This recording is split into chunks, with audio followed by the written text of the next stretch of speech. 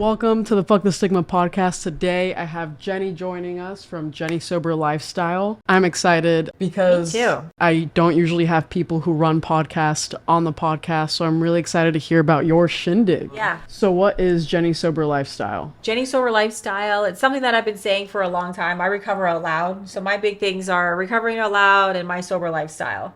It's not for everybody, right? So disclaimer, because I get some mail, let's just put it that way, about like recovering out loud, but it works for me. I've been using the catchphrase sober lifestyle just in like posts and things for several years, and I finally like put it to life. Like, okay, this is the vision, now I need to do something with it. And so it's showing people that you can have a fun, fulfilling, purposeful, sober lifestyle. You know, like a lot of people, they get sober, they're like, fuck, my life as I know it is over. That's exactly what I thought. That's what I thought too. So like I got 7 years now. When I got sober, I'm like, oh my God, like who am I? What am I going to do? I'm never going to have fun again. How am I going to meet people? Who am I? You know? And so this is my journey of like learning what I like to do. You know, who am I? What excites me? You know, what am I passionate about? Who do I want to surround myself with? And so I created this like recovering out loud sober lifestyle. And so now I'm like sharing it with the world and hopefully giving hope and inspiring other people to find what drives them, what they like, what makes them laugh, what makes them cry, whatever it is. Like, let's do it. Let's have a sober lifestyle. Yeah, you said people don't exactly like that. Why do you think? Listen, I'm all for like the 12-step, right? The programs, but there still is like some old timers out there that like want it to be kept really anonymous. And I think you definitely need to keep it anonymous in the rooms of 12-step programs.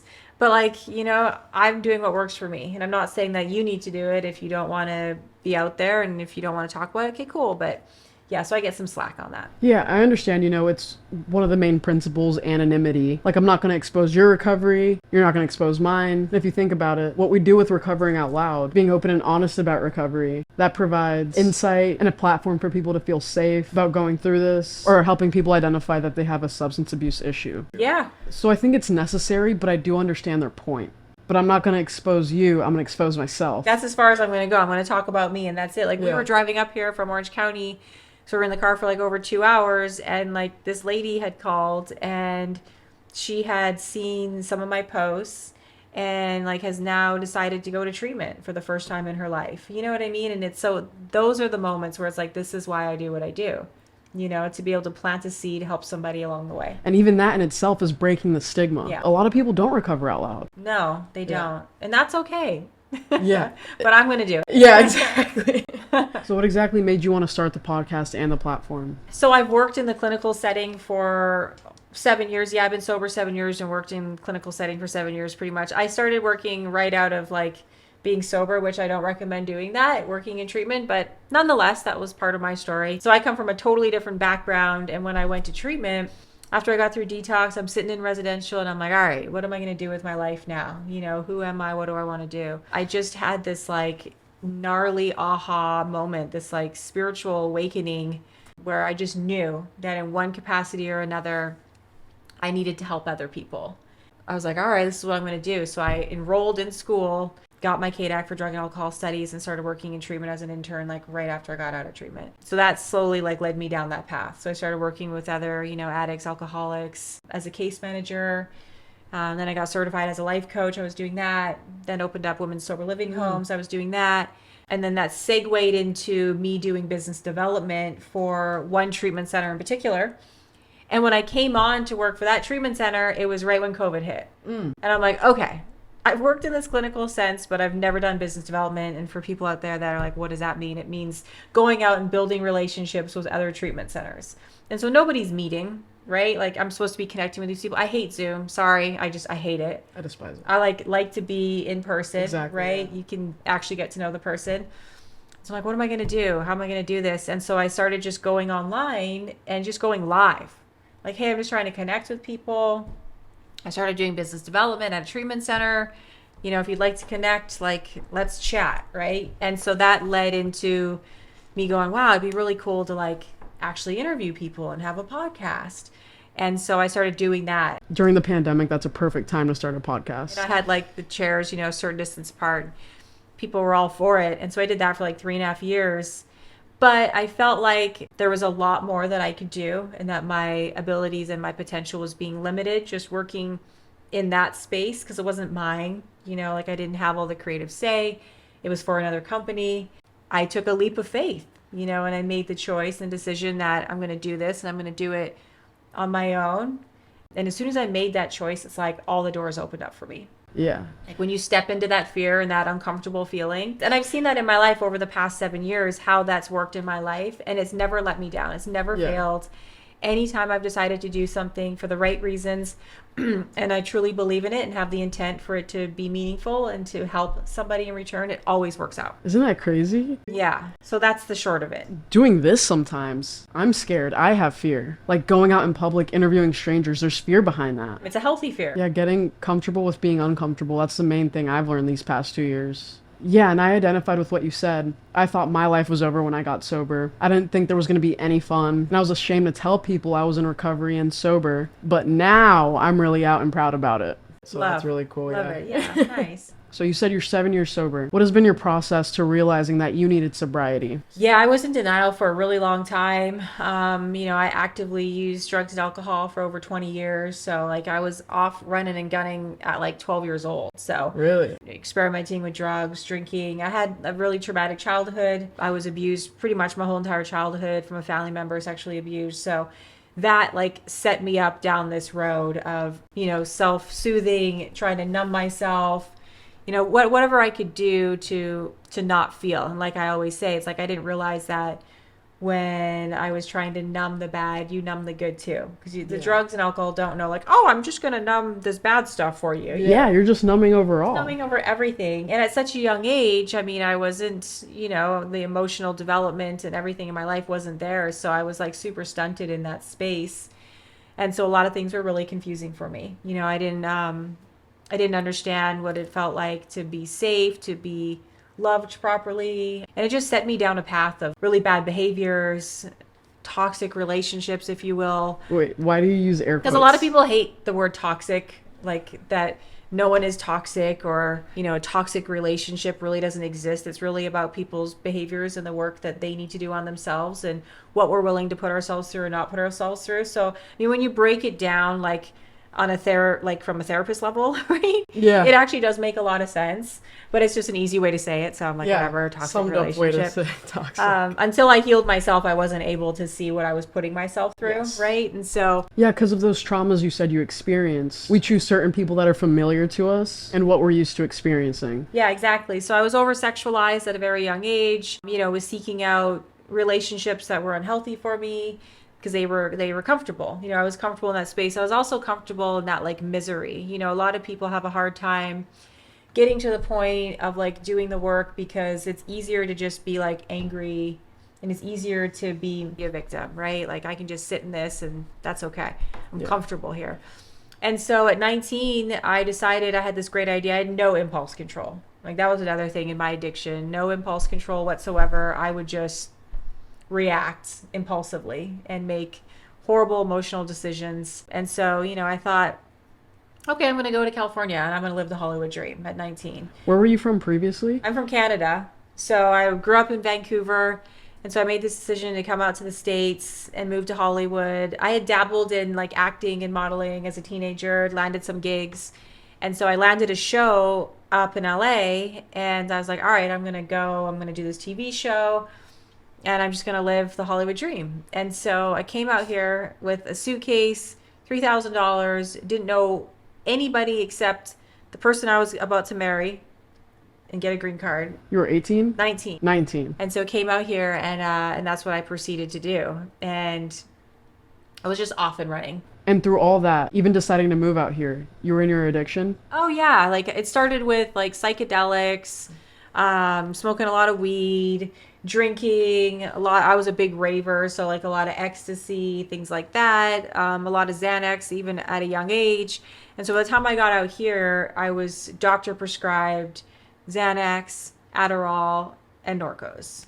What's your opinion on that? On doctors prescribing, first of all, Xanax and then Adderall prescriptions? I think it should be personally, I think it should be a lot harder to get a prescription. I think that there needs to be more regulation in that area, more education. You know, when somebody is going to school to become a doctor, I think it's like, we were just talking about this, it's a very, very, very small amount of time that is actually spent being educated on drugs and alcohol, addiction, that process of dealing with patients. It's like, here's your whole schooling, and then it's like this much Probably time. like maybe a few hours in their education. And I can't remember the exact amount of hours. That's why I'm like, it's just, but it's a very, very small, like a weekend kind of thing, right? Yeah. And so I think there needs to be, it needs to be way more education. It needs to be regulated way more. And drug addicts and alcoholics, we know how to manipulate. Of course, we can say the right thing, then boom, we have a Xanax prescription. Exactly. And like psychiatrists should know this. You know what I mean? Like they should know, like, hey, they're pulling a fast one, or look into your history, do more. It's like, because I would be able to go to a psychiatrist and I would know, I could go right now. I could leave here right now and go make an appointment with a psychiatrist and go in there. I'm not going to say it in detail to give anyone ideas, but I could go in there and say all the right things and walk out with a script for Xanax and Adderall. No problem. Crazy. And that should not be the way it is. And I've even had clients in the past where, when I was a case manager, where they would be in treatment and they would be going to like an outside, I'd find out like an outside psychiatrist, and the psychiatrist would know they're in treatment and they're writing them a script for Adderall. Yeah, or sometimes I hear stories of people in recovery and they're like, yeah, I have this surgery, or I have a surgery to go to, and they let the doctor know that they're an addict and that they're in recovery and that they only really want like ibuprofen or something like that. Yeah. And doctors are still very adamant about like giving them something else, even though they're really dead set on like, please no, I only want ibuprofen. It's nuts. And They so push. They they keep totally pushing. push it. And that's like, unfortunately, not to be negative, but you know, we could go down a rabbit hole for days with big pharma and what that really looks like. I just watched Painkiller. I think it was on. Somebody, the chef Have just you, told me have to you watch watched it? No, somebody okay, just but like told if me to you watch watch that, like it just sums it up in a nutshell. It's like this is on such a bigger level of what's going on, and it is for profit, right? And so I think it's not going to change. So the best thing that we can do is bring awareness, educate as much as we can, and have this conversation. You know, because if I had known, and who knows, right? But if I had known how addicting these medications were, I maybe would have thought twice about it, but I didn't know. Yeah. And I only realized that there was a problem when I tried to stop. And was like, holy shit, like now I'm going into massive withdrawal. Like I didn't even know what withdrawal meant. Like I wasn't hanging out with drug addicts. I wasn't a treatment person. Like I was just me living my life, taking these medications that I was prescribed by a doctor. And then, one day I was like, I'm going to just try to stop this stuff. And I was insanely sick. And so my mind that's trying to kill me, right? Because I don't know yet that I'm an addict alcoholic, is saying, oh, well, I guess that just means that you shouldn't stop. Of course. And you should probably just go get more. That's what our heads tell us, by the way. The sickness is trying to kill us. So it really does start in the brain with addiction. I just really want to make that clear. It starts with our brain, because you even said you kind of use it to mask these feelings on the inside. Get rid of that negativity you were feeling. And then when you wanted to stop, it became a physical dependency and you really couldn't. Yeah. Yeah, so that's what happened with that part anyways, with trying to stop. And I realized like it was really a problem late 20s probably. So like a good, 10, 15 years into it, I started to really realize like, okay, there's a serious problem here. But it wasn't enough to get me sober. Like I said, I wasn't hanging out with drug addicts. So it was like a harder process for me because I had things, like I have a nice house and I have a nice car and I have nice things and I don't look like I'm sick. And I had nobody holding me accountable. All my family, friends, they're all back in Canada and here I am just out here by myself. And I'm working in film and television, which led me into some other things, but it's nobody was saying, hey, you might want to like slow down, like no one's saying that to me. So it just took longer for me to realize like there wasn't. Our brains, we self-deceive. Yeah. And we can't always see the truth. No. And there was no like bottoms, Yeah. You know what I mean? It wasn't like, oh, fuck, I'm homeless. Oh, I don't. Yeah. No external bottoms. Yeah, But there was no. You felt it I was internally? dead on the inside. Yeah. Yeah, like someone once told me once, a long time ago, they said, don't die while you're still alive.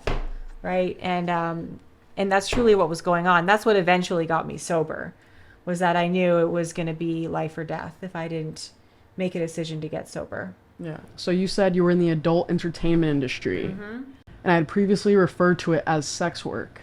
And why did you not like that wording? Just because it wasn't sex work to me, and people call it whatever they want to call it. In the industry that I was in adult film entertainment, nobody called it sex work. Whether you're glamorizing it or not, I mean, I guess I could be just glamorizing it because I don't like to be called that, right? Maybe that's just part of my own thing that I still deal with, not sure. Just like in my addiction, it's like, all right, well, I never put a needle in my arm. Now I know that I was just as bad, right? But back then it's like, I don't do meth. I take Adderall. A molecule off. I'm so much better, right? So, I mean, that could be what's going on with that. I don't really know, but yeah, it was adult film industry. But it was like a slow progression into that, just like my addiction, it was a slow progression. I started out doing mainstream modeling, TV shows, movies, little parts in movies here and there. And I was addicted to chasing the money. Mm-hmm. And so that was like another addiction for me. And, I was always chasing stuff, anything that could fill this void that at the time I didn't know that I had. I just knew that I wanted all these things and wanted this fast paced life and wanted to chase this and chase that. So because I was chasing the money and fame quickly, there was a lot of temptations and offers in that space. So, first it was like, hey, would you do a cover of this magazine? It's an adult magazine. You're going to have to take your top off. We're going to pay you this amount of money. I'm like, okay, I'll do it. Worth it. I'll do it, right? I'll do it. And then it was like, okay, well, how about this magazine? Now you're going to have to be naked, and so that went on for a long time, probably a couple years, where I was just doing magazine work, doing covers, doing photo shoots, things like that. And then I got approached to actually sign a contract with one of the main adult film companies, Playboy. They had a company called Club Jenna that Jenna Jameson owned, who was a good friend of mine for a very long time. Still talk to her to this day. She called me and said, hey, would you be willing to come meet me and talk to me about this? And I was like, oh, what would that look like? And she's like, well, we'd like to sign you to an adult contract to be a porn star. And I was like, well, I'm not gonna have sex with guys. That was my standard, right? I had my limits. I'm like, I'm not gonna have sex with guys, but I'm willing to have a conversation about a girl contract. And so that's the road I went down. Signed a girl contract with Club Jenna, became the top girl porn star in the industry back in the day, and was chasing that for a long time. So as you can imagine, the lifestyle in that, there's such a false sense of reality working in that field. So here I am working in this field where it's not like real life. I go by an AKA, so no one even knows who I am. No one knows who I am. They don't know what my real name is. They don't know what I do when I get home. They don't know what I look like without hair and makeup done. They don't, I'm a character. Yeah. I'm literally playing a character. You had lost yourself. Completely. So yeah, so here I am dead on the inside already because of the drugs and alcohol. And now I'm playing this character and there's no sense of self. And so, I'd go home and it'd be like, okay, this is just who I am. This is just what I'm going to do. Yeah. And I did that for several years. And it's from being over sexualized, from childhood abuse. The adult industry in general, it's over 85% of the people that get into the adult industry have suffered sexual trauma and abuse at some point in their life, yes, if not higher. The numbers are probably even higher than that, but that's just the research that they've done because it's not normal behavior. For me, I could take off my clothes so easily back then. And my sick mind was like, oh, wow, cool. You don't have a problem taking off your clothes. How cool. You can make all this money and do all these things and be around these people and live this lifestyle. How awesome for you that you're so comfortable taking your clothes off. Well, it was super unhealthy. Yeah. Nobody should be that comfortable in that kind of setting, just taking their clothes off and doing that. I look back on it now and I don't regret anything I did in my life because it all brought me to where I am today. Yeah. And I wouldn't change a second of it, the good, the bad, everything in between. But I can't imagine. I'm like, what would it take for me to do that now. Like someone could throw down $1 million cash on this table and I would be like, I don't think so. You know what I mean? Yeah. It's almost like you have a different level of self-worth now. I'm healed. It's not about the money for you anymore. I'm a healed person now. Yeah. You know, and so before it was chasing the lifestyle, chasing the money, chasing the drugs and alcohol, and running from myself. You were referring to it looking back in hindsight, but what effect did it have on your mental health back then? Well, I mean, I was taking like massive amounts of Xanax for my anxiety. So I was diagnosed, you know, socialized anxiety. I get really bad like social anxiety. That's something that I've always struggled with, and I never thought, being totally honest, that I'd be able to be off all medications. I don't take any medications. Hell yeah. And if you do need to take medications, then that's, you know, what you need to do. But for me, I was able to come off everything completely. But yeah, at the time it was not good on my mental health. And my anxiety was higher and worse than it ever was, you know, because essentially I was living a life that wasn't my life. It was this fake facade of who I was. Yeah, recently, like almost a year ago, I just came off of all medications. Nice. And as somebody who is really dependent on street Xanax, because I never grew up with parents who took me to a psychiatrist or really gave any attention to my mental health, I never saw one until I came to treatment. So it was really crazy for me to think that somebody riddled with so much anxiety and depression, I don't have to be dependent on medication a day. I can kind of cope with life on life's terms today. Nice. It's mind-blowing. But 100%, some people really do have different brain chemistry where they do need to take medication. Yeah, exactly. And what really worked for me is that I started doing like in recovery, right? So just jumping ahead, but I just want to say this real quick in case I forget later. Exposure therapy. Like that was like what really made the difference for me. You know, I did a lot of therapy. I did years and years of therapy, but exposure therapy, anyone out there that's like suffering with anxiety really bad, social anxiety, I had to put myself in situations that made me uncomfortable and walk through it with my therapist. So like, for example, my anxiety was so bad back then that like, if I walked into a bank and there was, let's say 10, 15 people in line, I'd have to leave. Because I would just get this overwhelming feeling like I was going to pass out. I was going to throw up. I'd start getting a tunnel vision. Everything would start going, and I'd have to leave. I'd do the same thing in a grocery store. If I walked into like a big mall and I didn't know where the exit was and it was too loud, I would have a freak out. Restaurant, like all that stuff. And so I started seeing a therapist to do that type of work, exposure therapy. And he was like, all right, Jenny, so like, what's the worst that's going to happen? I said, well, worst that's going to happen is I'm going to pass out, or I'm going to throw up, or I'm going to start hyperventilating, or I'm just going to start acting like a fool. And they're like, okay. And so we would start going to these places and I would act out if that happened.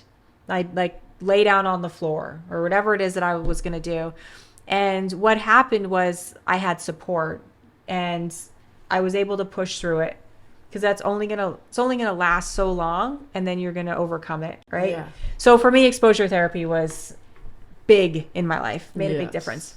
Yeah, I tried exposure therapy with rejection. Okay. I went and I put myself in situations in public where I knew I was going to get rejected. Uh-huh. That video took me so long because I was procrastinating for like 15 minutes walking up to a person just to get told no, even though that was what I was expecting. I was just asking a question to get a no, and I still had so much anxiety with that. Yeah.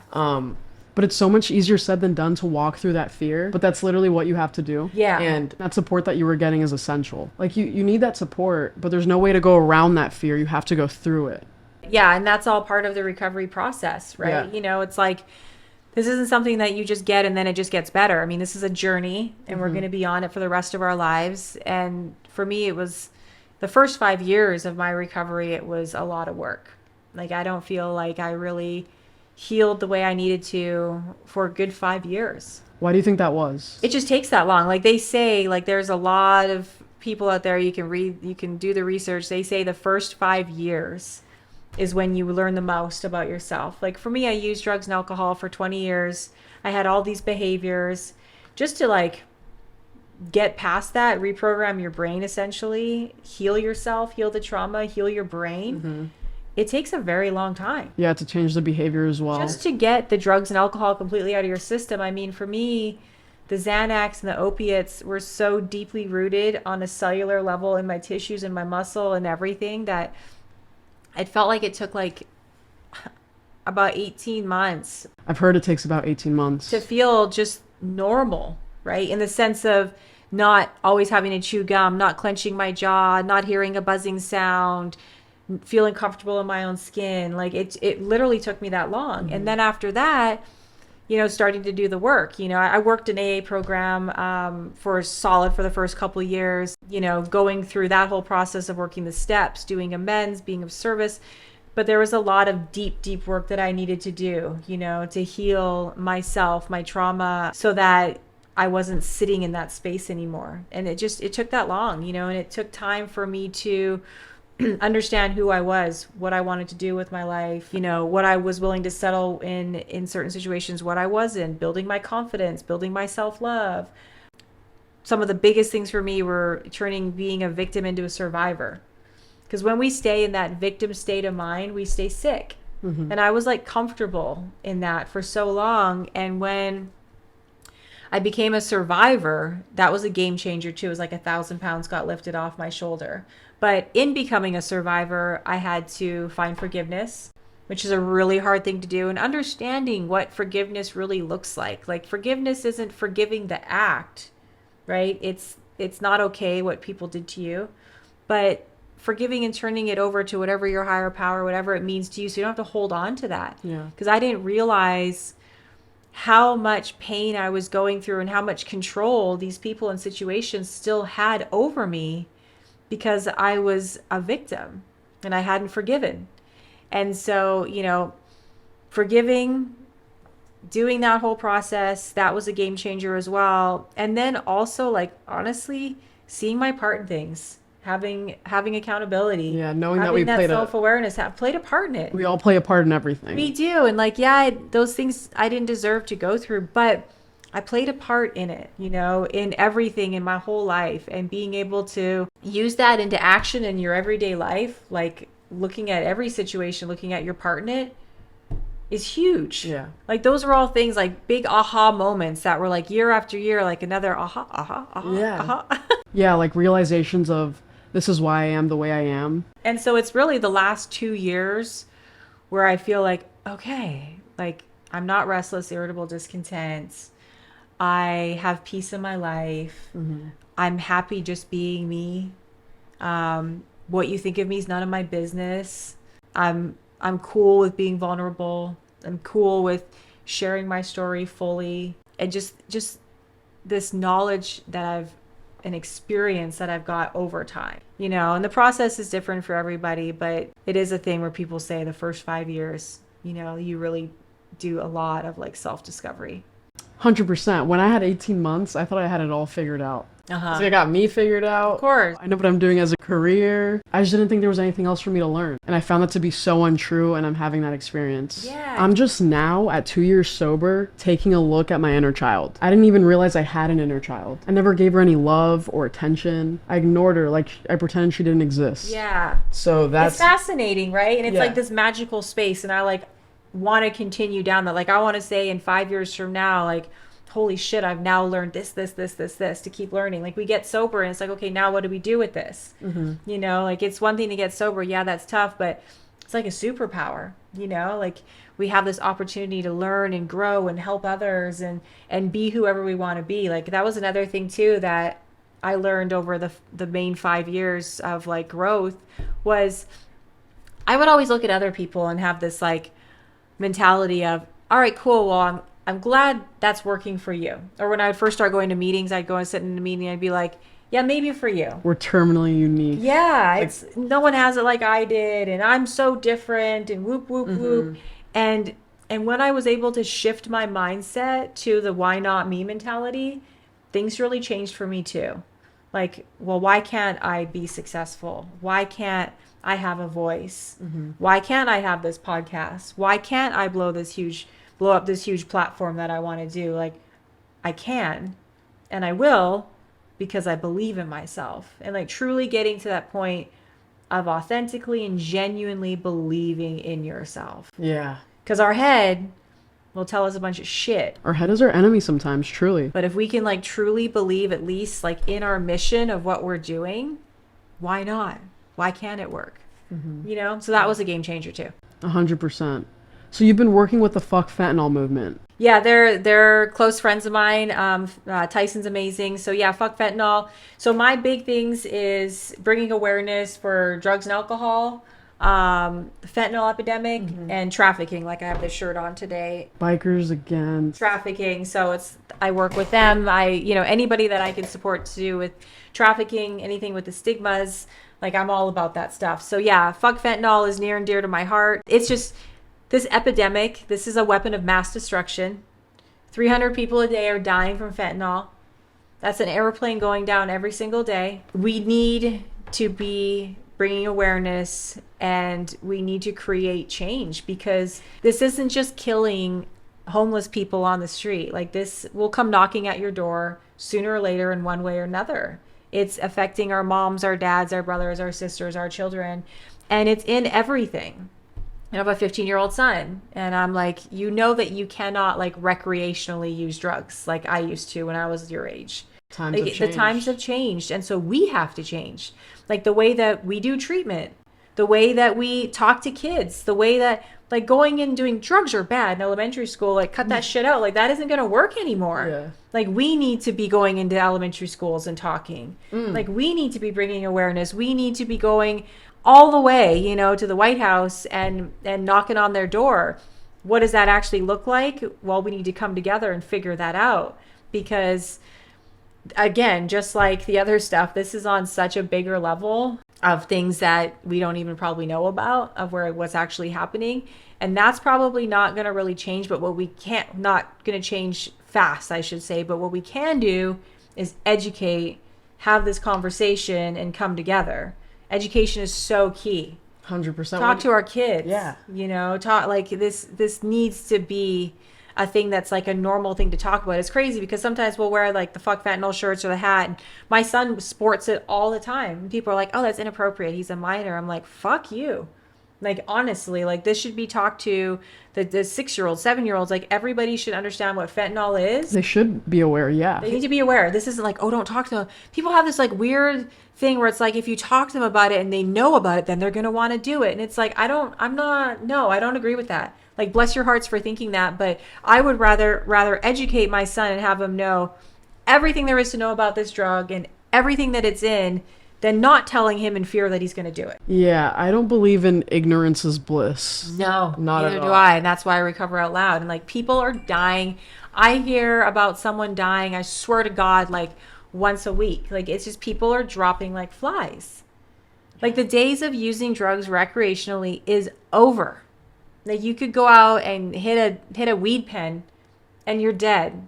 You could go out and, oh, friend, here, have this pill. I got it from my mom's cabinet. Sure, you're dead.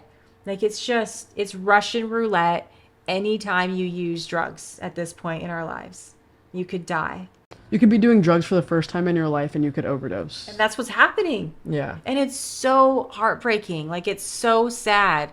And there needs to be more education. Like the more I keep talking about it, the more I'm starting to think like, how do I get involved with the school districts? Because I know somebody that does that. Yeah, where he goes around and it's not about the fentanyl per se, but he goes more like high schools, but he's out like 250 days out of the year. Like that's his thing. He does public speaking at like high schools. And I'm like, yeah, but like I feel like I should go talk at like elementary schools and we need to be doing that. Like we need to do that. Yeah. We will. We have to be loud. We will. We have to be really loud and relentless. Relentless. Because the drug, unfortunately, is not going away.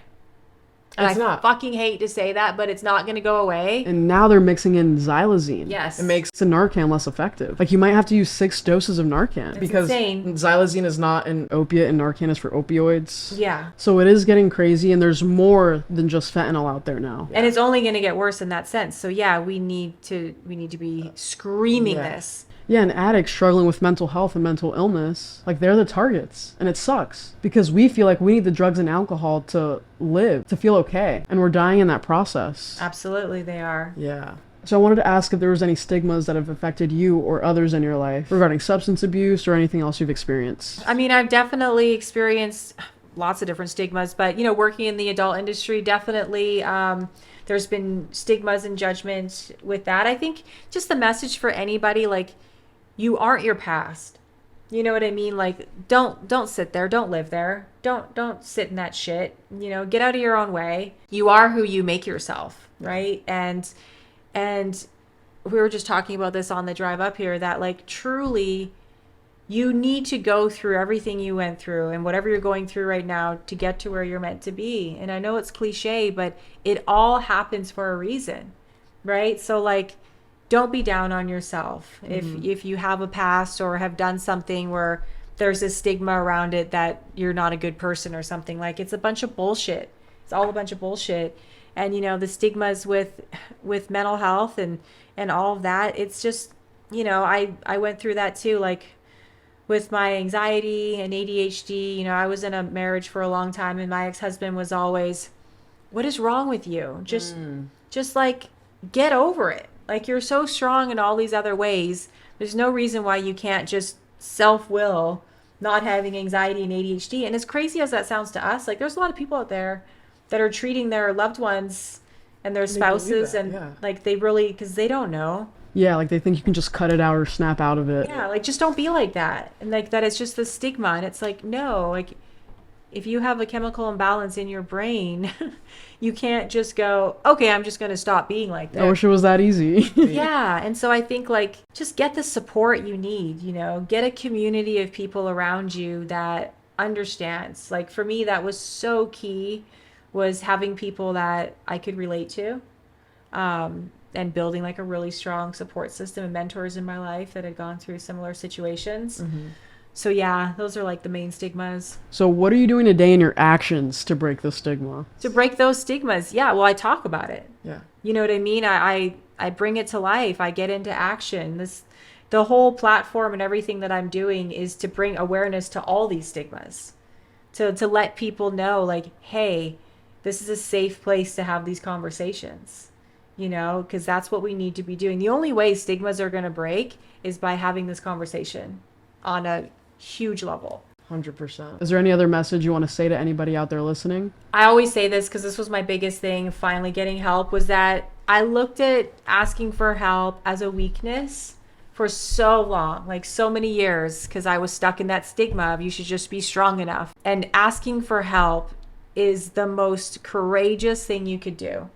It's strong, it's brave, and once you finally do that, it's like 1,000 pounds gets lifted off your shoulders, you know, surrendering to that process and having the willingness, because it's not a weakness. Asking for help is not a weakness. It's really a strength. It's so brave. Yeah. It took me a while to accept help because I felt like a burden. Yeah. And even when I got a sponsor at first, it was like, oh, I don't want to call my sponsor. Even though my sponsor was like, check in with me. I'm like, oh, should I? I'm probably bothering her. Yeah, like, this isn't Don't that think important. that way. Yeah. Yeah, get that out of your head. Well, thank you so much for coming on the podcast and sharing your story and bringing things to light. Of course. And I'll have Jenny Sober Lifestyle Podcast and all her links and social medias linked in the description below. Nice. And thank you for watching. Bye, guys.